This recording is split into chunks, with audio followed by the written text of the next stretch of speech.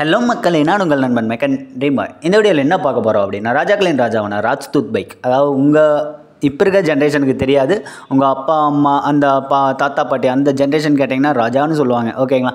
அந்த மாதிரி தான் அந்த வண்டி தான் இப்போ பார்க்க போகிறோம். இந்த வண்டி ஸ்டார்டிங் கண்டிஷன் கிடையாது, ஸ்டார்டிங் கண்டிஷன் பண்ண போகிறோம்.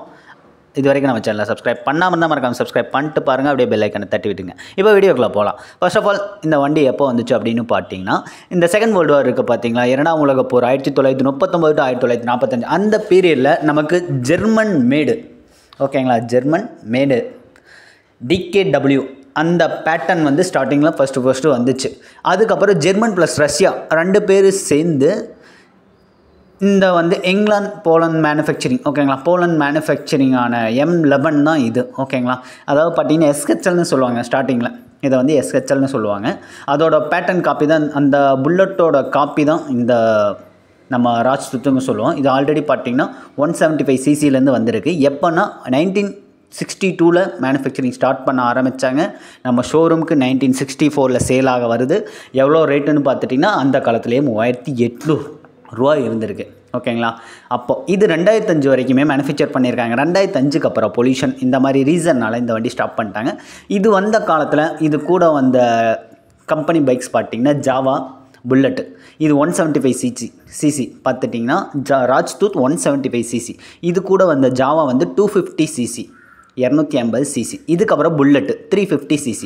ஓகேங்களா, இந்த ஜாவா புல்லட்டு இதெல்லாம் ரீமேக் பண்ணி இன்னுமே வந்துட்டு இருக்கு. ஆனால் ராஜ்தூத் பண்ண முடியல. ஏன் அப்படின்னா மைலேஜ் வந்து ரொம்ப கம்மிங்க. ஸ்டார்டிங் இயர்லியே பார்த்தீங்கன்னா 35 பர் கிலோமீட்டருக்கு 35 கிலோமீட்டர் தான் கிடச்சிருக்கு. ஆனால் இன்றைக்கி வந்து நம்ம கார்பரேட்டர் ஆல்ட்ரு பண்ணோம்னா 60 வரைக்கும் கூட கொண்டு வரலாங்க. இன்றைக்கும் பண்ணிகிட்டு இருக்கோம். இந்த வண்டி பார்க்கலாம். இது வந்து ஃபஸ்ட்டு என்னென்னா, இப்போ இருக்க புல்லட்டை சைஸ் இருக்குது பார்த்தீங்களா, புல்லட் சைஸை விட இது வந்து ஹெவி வெயிட்டாக இருக்கும். அண்ட் தென் பார்த்தீங்கன்னா மெட்டீரியல் எல்லாமே ஒரிஜினாலிட்டியாக இருக்குங்க. Wheel size front and back wheel size பார்த்தீங்கன்னா 19/3 வருது. இப்போ வர புல்லட்டுக்கெல்லாம் 18 தான் வரும். ஓகே, இது 19/C.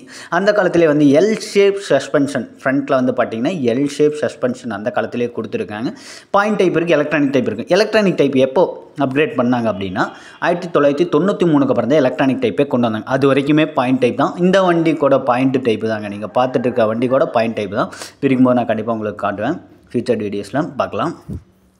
அதுக்கப்புறம் என்ன அப்படின்னு சொல்லணும்னு பார்த்தீங்கன்னா, லுக்கிங் நல்லா இருக்குங்க. ஓகேங்களா, அப்புறம் எல்லாமே ஆஸ் யூஷுவல். அதுக்கப்புறம் சோக்கு கிக்கரு எல்லாமே வந்து நமக்கு லெஃப்ட் சைடில் வந்துருங்க. ரைட் சைடு வந்து ஆஸ் யூஷுவல் பிரேக் வந்து அவ்வளோதாங்க. நீ என்ன சொல்கிறதுனா, நீ பிரிக்கும்போது எல்லா டீட்டெயில்ஸும் உங்களுக்கு சொல்கிறேன். ஓகேங்களா, ஜஸ்ட் ரிவ்யூ தான். Okay, thank you for your support.